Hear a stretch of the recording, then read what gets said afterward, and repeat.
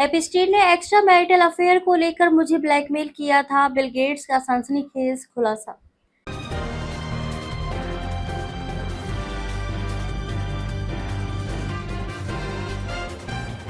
नमस्कार, मैं हूँ शालिनी और आप देख रहे हैं बीबीएन भव्य भारत न्यूज। चलिए शुरू करते हैं आज की मुख्य खबरें।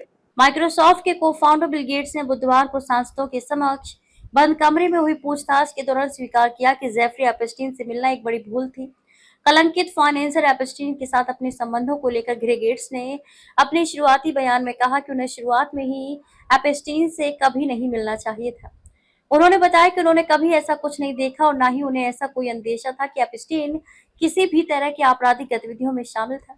निजी जिंदगी और अफेयर की जानकारी से बनाया दबाव। गेट्स के बयान के अनुसार जब उन्होंने संबंध तोड़ दिए तो एपिस्टीन ने उनके निजी जीवन से जुड़ी संवेदनशील जानकारी का इस्तेमाल कर उन्हें ब्लैकमेल करने की कोशिश की। इस संवेदनशील जानकारी में ये बात भी शामिल थी कि अपनी तत्कालीन पत्नी मेलिंडा फ्रेंच गेट्स के साथ शादी के दौरान गेट्स की किसी और के साथ भी अफेयर थी। एपिस्टीन ने इसी राज का फायदा उठाकर गेट्स पर फिर से अपने साथ संपर्क बहाल करने का दबाव बनाने का प्रयास किया। गेट्स ने संसदीय समिति को बताया कि एपिस्टीन उन्हें ब्लैकमेल करने के अपने इस मकसद में कामयाब नहीं हो पाया। उन्होंने कहा कि वह अपने इस प्रयास में सफल नहीं हो सका, लेकिन ये इस बात को दर्शाता है कि उसने अपने छिपे हुए एजेंडे को आगे बढ़ाने के लिए मेरे साथ अपनी बातचीत और मुलाकातों का किस तरह से गलत फायदा उठाने की कोशिश की थी। टेक खरापति Bill Gates house oversight committee के सामने गवाही देने वाले एपिस्टीन से जुड़े सबसे ताकतवर व्यक्ति बन गए हैं। कैपिटल पहुंचने पर गेट्स ने बताया कि वे स्वेच्छा से वहां आए हैं और उन्होंने उम्मीद जताई कि उनकी गवाही जांच में उपयोगी साबित होगी। कमेटी के अध्यक्ष और रिपब्लिकन अमेरिकी प्रतिनिधि जेम्स कॉमर ने गेट्स को गवाही देने के लिए औपचारिक रूप से बुलाया था।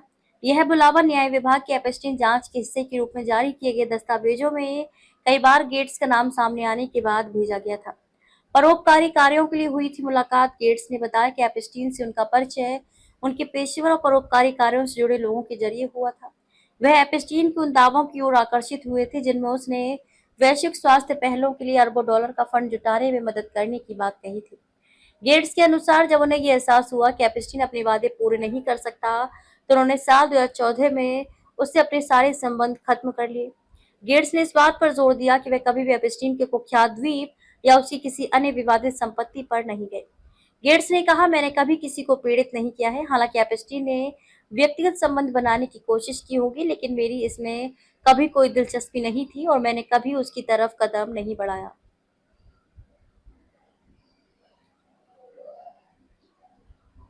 तो अभी तक के लिए इतना ही। मैं शालिनी आपसे विदा लेती हूँ। अगली खबर में फिर मुलाकात होगी एक और खास खबर के साथ। तब तक के लिए बने रहिए बीबीएन भव्य भारत न्यूज के साथ। नमस्कार।